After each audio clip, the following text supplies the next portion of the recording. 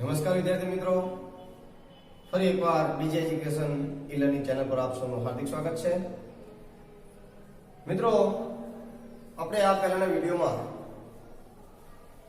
કંપનીના પ્રકારો વિશે અભ્યાસ કરેલો અને એમાં પણ જે પહેલો પ્રકાર હતો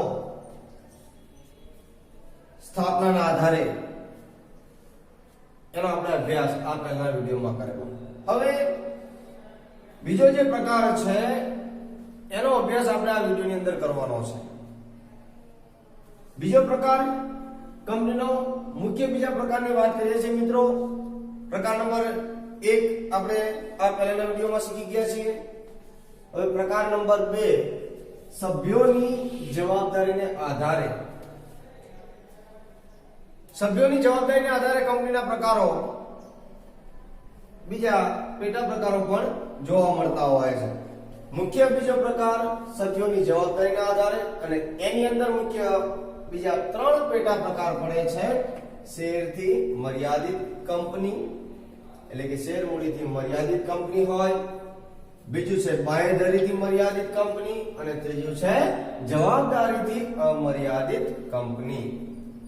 ધોરણ 11 ની અંદર આ વિશે તમે થોડું ઘણું શીખી ગયા હશો, સમજ્યા પણ હશો. એટલે અહીંયા બોર્ડ ઉપર લખેલું છે એને માત્ર ખાલી વાંચશો તો પણ તમને એના વિશે ખ્યાલ તો આવી જ જશે. છતાં આપણે અહીંયા એને થોડુંક સમજવાનો પ્રયત્ન કરીએ. સભ્યોની જવાબદારીને આધારે વાત કરીએ. મુખ્ય 3 પેટા પ્રકારો છે. એમાંનો પહેલો પ્રકાર છે શેરથી મર્યાદિત કંપની. મિત્રો, આપણને એમ થાય કે આ શેર શબ્દ સાથે તો ભણાયો જ નથી, અને સીધું જ શિક્ષણની અંદર જ્યાં હોય ત્યાં શેર શબ્દનો ઉલ્લેખ થાય છે. હજી આપણે શેર મૂડીની અંદર દાખલ જ નથી થયા. આપણે તો માત્ર અત્યારે કંપનીની ચર્ચા કરીએ છીએ કે કંપનીના પ્રકારો કયા છે, અને કંપનીની અંદર રહેલી મૂડી એને તો સમજવાની હજી બાકી છે. એ આપણે આગળ જોઈશું. અત્યારે કંપનીના પ્રકારને સમજવા માટે શેર શબ્દ આપણે માત્ર ખાલી યાદ રાખશું અત્યારે, અને ત્યાર પછી એના વિશે ઊંડાણપૂર્વક સમજશું.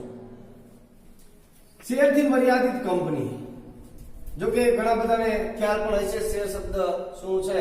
ધોરણ 11 ની અંદર આના વિશે ઘણું બધું તમે સમજ્યા પણ હશો. એટલે કે આ શેર શબ્દ છે એ નવું નથી.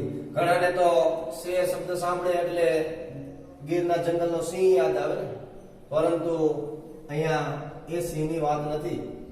અહીંયા તો કંપનીના શેરની વાત છે કે જે કંપની પોતાની મૂડી માટે જાહેર જનતાને સર્ટિફિકેટ આપે છે, પ્રમાણપત્ર આપે છે, અને એની પાસેથી નાણાં વસૂલ કરે છે. એની વાત છે. આગળ એના વિશે જોઈશું. અત્યારે આપણે અહીંયા ફરીથી પાછા આવીએ છીએ. શેરથી મર્યાદિત કંપની એટલે શું? જેમાં કંપનીના સભ્યોની, એટલે કે કંપનીના સભ્યો કોણ? તો કે જે શેર ખરીદે છે તે, તો કે શેર હોલ્ડર. હોલ્ડર ઇંગ્લિશ શબ્દ છે મિત્રો. હોલ્ડર ને ગુજરાતીમાં કહેવાય છે ધારણ કરનાર. શું ધારણ કરે છે? શેર ધારણ કરનાર. અને આ શેર ધારણ કરનાર એટલે જ કંપનીનો એ સભ્ય છે. જેમાં કંપનીના સભ્યોની, એટલે કે શેર હોલ્ડરની જવાબદારી. શેની વાત છે મિત્રો? જવાબદારી.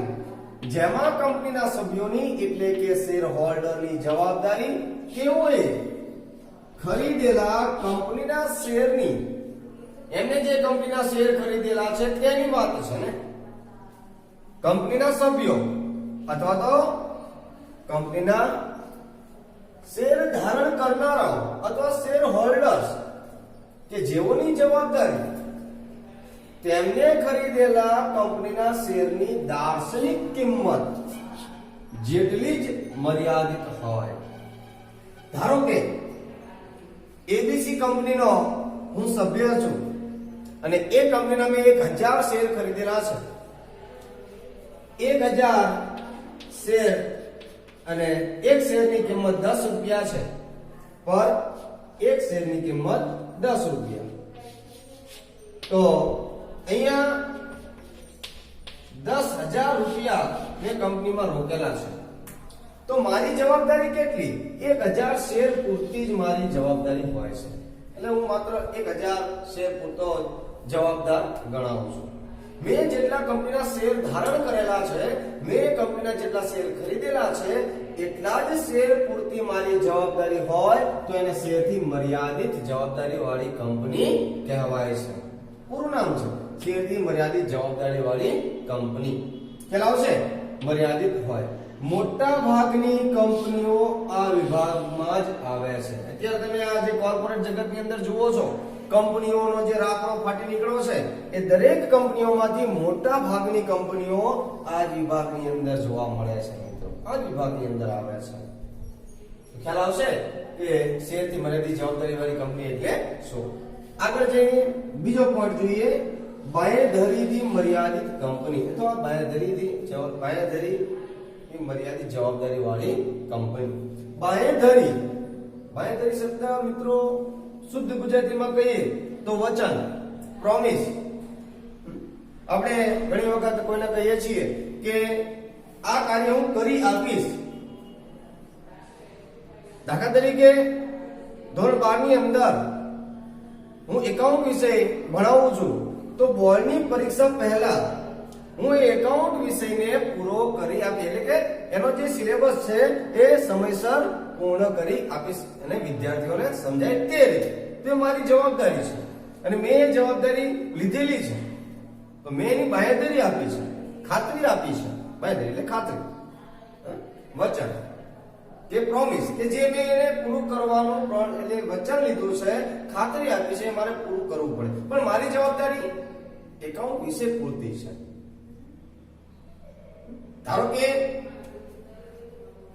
ખાલી એક એક્ઝામ્પલ તરીકે વાત કરીએ કે ઇંગ્લિશ સબ્જેક્ટ હું નથી ભણાવતો, તો ઇંગ્લિશ સબ્જેક્ટની જવાબદારી મારા ફાળે નથી આવતી. પરંતુ એકાઉન્ટ વિષય હું જ્યારે ભણાવતો હોય તો એકાઉન્ટ વિષયને સમયસર પૂર્ણ કરવાની જવાબદારી મારી રહેલી છે. તો એના માટે હું જવાબદાર છું. એને કહેવાય બાંયધરી. મિત્રો અહીંયા કંપનીની વાત કરીએ, કંપનીના વિસર્જન વખતે સભ્યોએ આપેલી બાંયધરી સભ્યો માટે મર્યાદિત રહે છે. એટલે જ્યારે કંપનીનું વિસર્જન થાય છે ત્યારે કંપનીના જે સભ્યો છે એટલે કે શેર હોલ્ડરો છે, એ શેર હોલ્ડરોએ જેટલા શેર માટેની બાંયધરી આપેલી હોય, બાંયધરી એટલે કંપનીમાં કેવી રીતે હોય? દાખલા તરીકે કંપનીના જે બાંયધરી આપનારા દલાલો હોય, કોઈ સંસ્થાઓ હોય, એ નવી સ્થપાતી કંપનીને જ્યારે ભરણું ભરે છે ત્યારે એ કંપનીને ડર હોય છે, બીક હોય છે કે જો 90% ભરણું નહીં ભરાય તો કંપની ધંધો શરૂ કરવાનું પ્રમાણપત્ર મેળવી શકશે નહીં. એટલે ઓછામાં ઓછું 90% ભરણું ભરાવવું જરૂરી છે. એવા સંજોગોમાં એ કંપની આ જે બાંયધરી આપતા હોય એવા દલાલો કે સંસ્થાઓનો સંપર્ક કરે છે. કંપનીના જે સભ્યો હોય એની જવાબદારી જેટલા શેર માટે એમને બાંયધરી આપી હોય તેટલા જ શેર પૂરતી મર્યાદિત રહે છે. એટલા માટે એને બાંયધરીથી મર્યાદિત જવાબદારી વાળી કંપની કહે છે. સામાન્ય રીતે બાંયધરીથી મર્યાદિત કંપની નફાના હેતુ માટે નહીં.